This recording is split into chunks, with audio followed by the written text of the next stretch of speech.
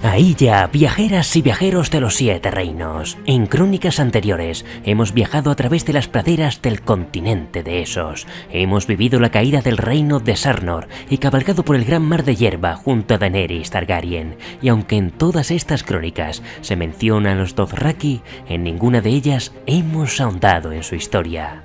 En esta ocasión regresamos al gran continente para conocer la cultura y costumbres de los señores de los caballos, su jerarquía militar, religión, idioma, etc. Una recopilación completa de toda la información extraída de las 5 novelas publicadas hasta la fecha y de la enciclopedia de Mundo de Hielo y Fuego. Estas son las crónicas de hoy, así que tomad provisiones, cabalgad conmigo hasta el gran mar de hierba. Y comenzamos.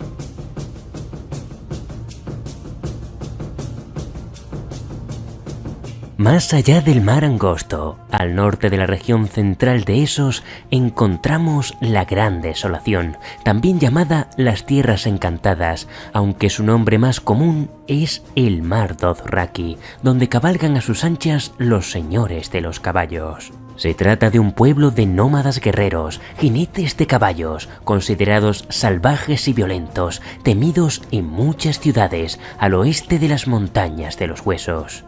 En las novelas se los describe como de piel cobriza, cabello moreno y ojos negros y almendrados. Tanto hombres como mujeres visten chalecos de cuero pintados sobre torsos desnudos, botas de cuero o sandalias atadas a media pierna, pantalones de seda cruda jaspeada y calzones de crin sujetos con cinturones de bronce, aunque los más ricos utilizan cinturones de plata y oro y ricas vestimentas en ocasiones especiales. Los guerreros portan largas trenzas que aceitan con grasa derretida y adornan con campanillas de plata.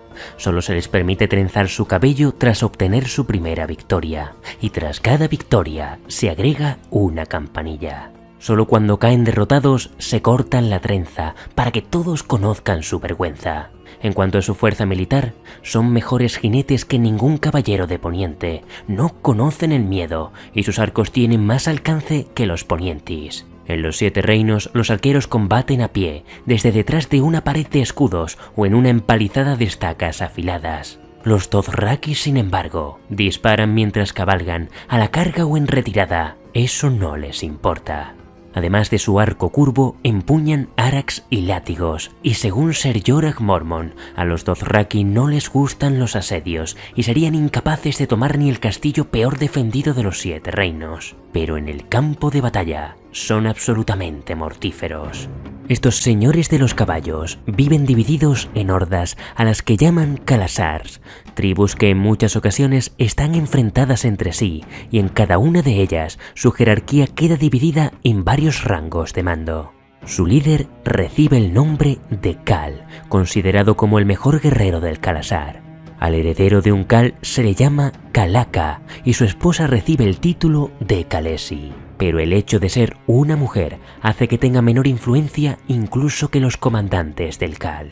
Estos comandantes reciben el nombre de Ko, quienes, en caso de que un Khal muera sin un sucesor fuerte, luchan entre sí por el mando del khalasar. Además, existen 2 tipos de guardia personal. Por un lado, tanto la Khaleesi como los Khos tienen sus propios protectores que reciben el nombre de Khas. Por otro, el Khal tiene sus propios jinetes de sangre que cumplen el rol de escoltar al Khal y crean lazos de sangre y hermandad con él. Son mucho más que la Guardia Real del Trono de Hierro. Eran los hermanos del Khal, su sombra, sus amigos más allegados. Khal Drogo los llamaba sangre de mi sangre y aquello eran, compartían su vida.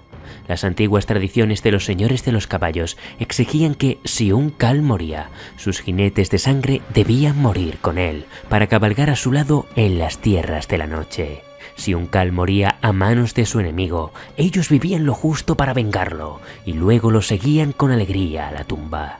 En algunos khalasars, los jinetes de sangre compartían el vino del Khal, su tienda, incluso sus esposas, aunque bajo ningún concepto sus caballos, pues el caballo de un hombre era solo suyo. Afortunadamente para Daenerys Targaryen, Khal Drogo no era un fervoroso seguidor de las viejas costumbres.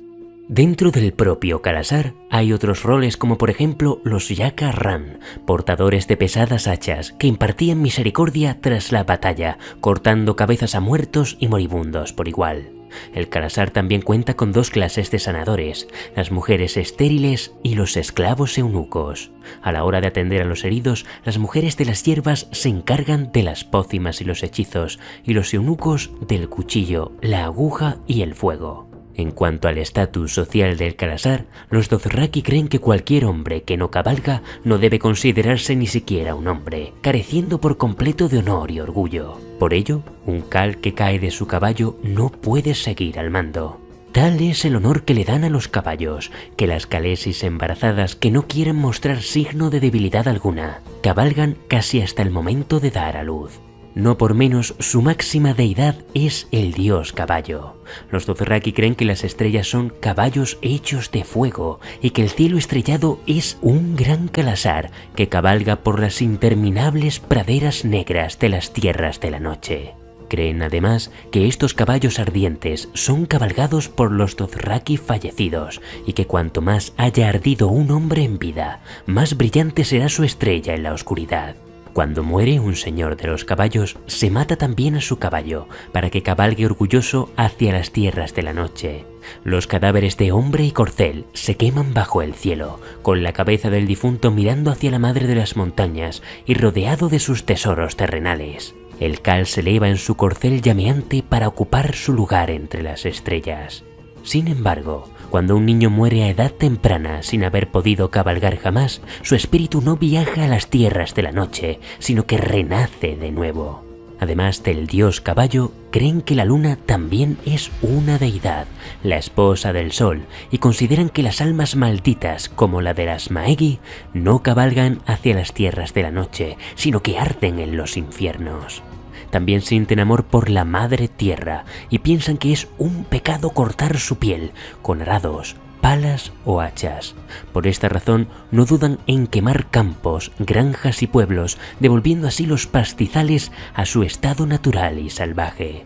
Quizá por eso solo hay una única ciudad Dothraki en todo el mundo conocido. Una ciudad sagrada para los señores de los caballos, situada al noroeste del mar Dothraki, bajo la madre de las montañas y junto al lago al que llaman el vientre del mundo, la ciudad de Baes Dothrak. Su nombre significa la ciudad de los jinetes, y a ojos de Daenerys, en el libro Juego de Tronos, era la ciudad más pequeña y más grande que había visto hasta ese momento. La más pequeña porque apenas contaba con un grupo reducido de habitantes y la más grande por extensión, pues era 10 veces más grande que el tamaño de Pentos. En las ciudades libres del oeste se amontonaban los edificios, torres contra casas, cabañas contra puentes, tiendas contra pabellones. Pero Baes Dothrak se extendía indolente bajo el sol abrasador, antigua, arrogante y vacía. Poco antes de llegar a la ciudad, el camino llega hasta la Puerta del Caballo, formada por dos gigantescos corceles de bronce, alzados sobre las patas traseras, con los cascos delanteros juntos, 50 varas por encima del camino, para formar un arco en punta. Sin embargo, era una puerta de acceso a una ciudad que no tenía muros. Tras ella se encontraban un sinfín de tesoros, los dioses saqueados y los héroes robados de las ciudades que habían caído bajo los señores de los caballos a lo largo de su historia. Sus calles son amplias, pavimentadas con hierba y barro, y los edificios eran todos de diferentes estilos. Pabellones de piedra labrada, casas de hierba trenzadas alzadas como grandes castillos, raquíticas torres de madera, pirámides escalonadas con revestimiento de mármol o salones enormes sin tejado.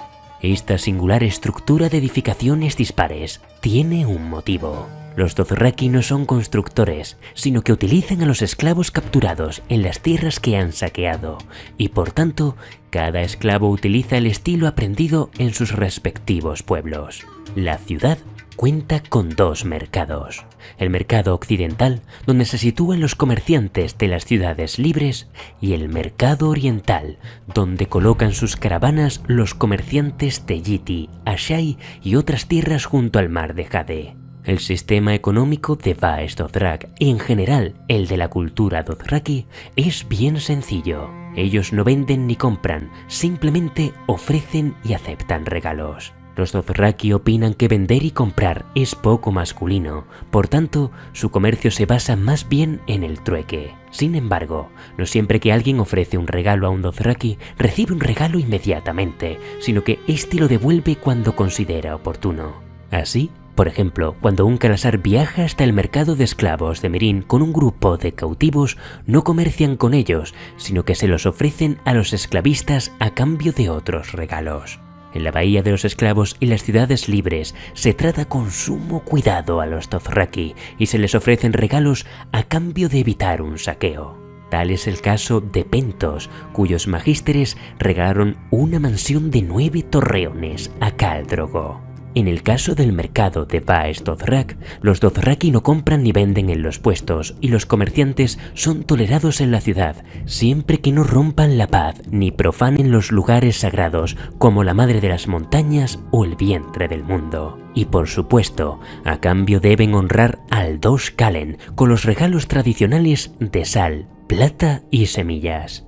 Precisamente, el Dos Kalem junto a sus esclavos y criados son los únicos habitantes permanentes en Vaes Dothrak.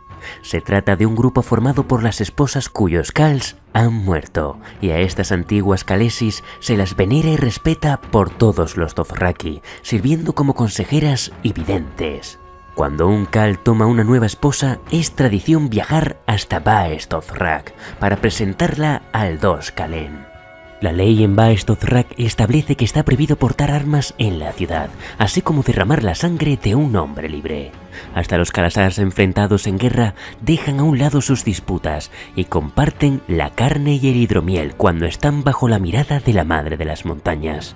En aquel lugar, las viejas brujas del Dos Kalem han decretado que todos los Dothraki fueran una sola sangre, un solo Khalasar, un solo pueblo. Así sucederá algún día, según las profecías, el día en que todos los Khals querrán regresar a la Madre y se unirán a un único Khalasar bajo el mando del Khal de Khals, al que llaman el semental que monta el mundo. Un líder que los llevará hasta los confines de la tierra, haciendo de todos los pueblos del mundo su manada. Muy bonito y muy épico, pero eso de hasta los confines de la tierra no incluye meter un pie en el mar. Y es que si hay algo que temen los Dothraki es el mar de sal negra, al que llaman el agua envenenada, pues los caballos no pueden beberla. Lo odian y lo temen tanto como a los barcos que lo navegan, por tanto, para ellos el confín de la tierra se halla donde empieza el mar. Entre sus muchas supersticiones, creen que el número 13 es un número de mal agüero y detestan la magia de sangre, considerando a las Maegis que la practican como criaturas viles, malvadas y sin alma que se acuestan con demonios. Profetizan además que un día la hierba fantasma que crece en las tierras sombrías cubrirá el mundo, consumiendo toda vida a su alrededor. Entre sus tradiciones está la de realizar cualquier acto importante bajo el cielo abierto, tal y como sucede con la boda entre Daenerys y Khal Drogo frente a las murallas de Pentos. En aquella ocasión no faltaron las delicias culinarias típicas Dothraki, tales como las exquisitas compotas de hierba dulce, pasteles de sangre, carne de caballo asada con miel y chiles para fortalecer a los hombres y leche fermentada y grumosa de yegua, la bebida alcohólica favorita de todo jinete Dothraki. Por supuesto, además de una peculiar gastronomía, los Dothraki cuentan con su propio idioma, una lengua ruda a oídos de los ponientis. Es importante aclarar aquí que, al igual que sucede con el valirio y otras lenguas del mundo conocido, el escritor George R.R. Martin no ha establecido unas reglas en el idioma, ni ha creado un diccionario más allá de un pequeño glosario de palabras sueltas. Les ha dado cierta coherencia en la ortografía y fonética a cada lengua, pero no las ha desarrollado como fue el caso de Tolkien. Por lo tanto, las diferentes lenguas que vimos en la serie de HBO no fueron creadas por el escritor, sino por David Peterson, especialista en crear lenguas para el cine y la televisión. Como curiosidad añadir que Peterson llegó a incluir un total de 3.163 palabras en la lengua dothraki de la serie, basándose en idiomas como el ruso, el turco, el estonio, el inuktitut y el suajili, y él mismo cuenta que el propio George Martin solicitó su ayuda para la traducción de algunos pasajes de su futura novela, Vientos de invierno. Por último, concluiremos con un breve repaso sobre la historia de este pueblo, desde su origen hasta el libro Juego de Tronos. Según se nos cuenta en Mundo de Hielo y Fuego, los antepasados de los Dothraki provienen del oriente más lejano de esos. Se desconoce si emprendieron su viaje al oeste en busca de tierras más fértiles, en busca de conquista o simplemente huían de algún enemigo desconocido, pero de lo que podemos estar seguros es que cruzaron las montañas conocidas como los Huesos, donde aún yacen los innumerables huesos de los pueblos que han intentado cruzar sus laberínticos senderos. Durante mucho tiempo, los Dothraki vivieron saqueando a su paso, suponiendo una gran molestia para los grandes reinos, pero no una verdadera amenaza. En aquellos tiempos, los señores de los caballos estaban divididos en decenas de tribus en guerra perpetua entre sí. Sin embargo, tras la caída de Valiria en el 114 antes de la conquista, comenzó el Siglo Sangriento, donde Khal Mengo unió a todas las tribus bajo un único Khalasar. Aconsejado por su madre, la supuesta reina bruja Doshi, Khal Mengo obligó a otros nómadas a aceptar su mando, asesinando o esclavizando a los que se negaban. Se dice que durante la campaña de conquista del reino de Sarnor, Khal Jarro fue el último Khal en unir a todos bajo un único Khalasar, y tras su asesinato, las tribus volvieron a dividirse, una división que aún perdura hasta nuestros días. Esto no impidió, sin embargo, que sus sueños de conquista se vieran perturbados. En las crónicas del reino de Sarnor hablamos de cómo los Dothraki arrasaron una a una las ciudades sarnoríes y cómo convirtieron sus dominios en una gran desolación. Por tanto, no repetiremos la crónica en esta ocasión, sino que os dejaré el enlace en la descripción. Y es que el reino de Sarnor solo fue una víctima más del ascenso Dothraki durante el Siglo Sangriento. Arrasaron con fiereza la ciudad valiria de Esaria, cuyas ruinas hoy reciben el nombre de Baes Kadok, la ciudad de los cadáveres.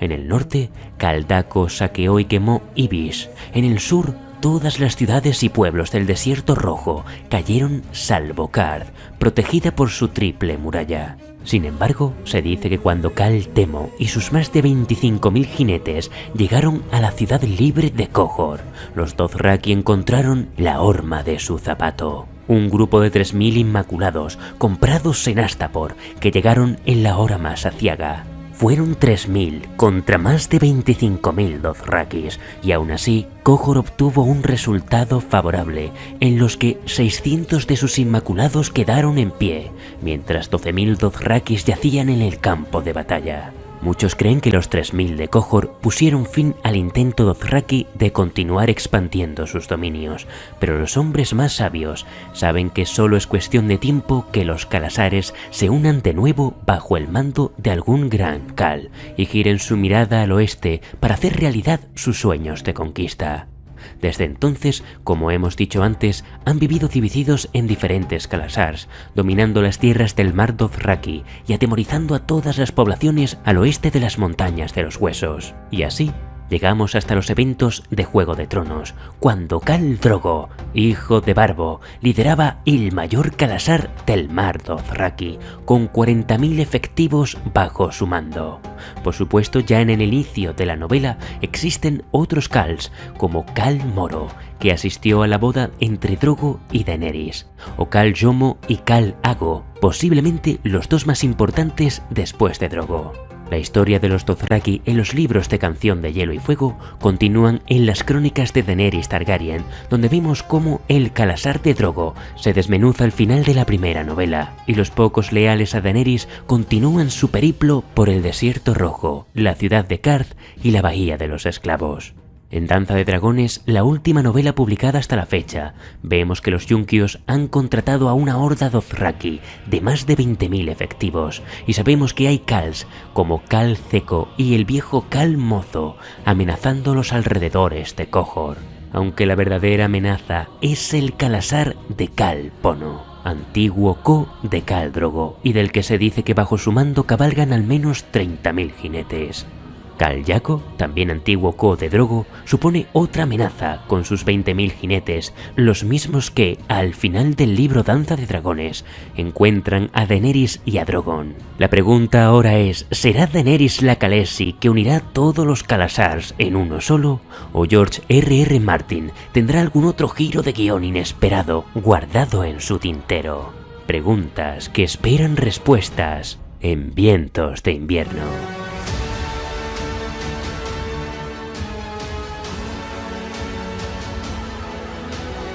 Y aquí concluye este completísimo vídeo sobre el pueblo Dothraki.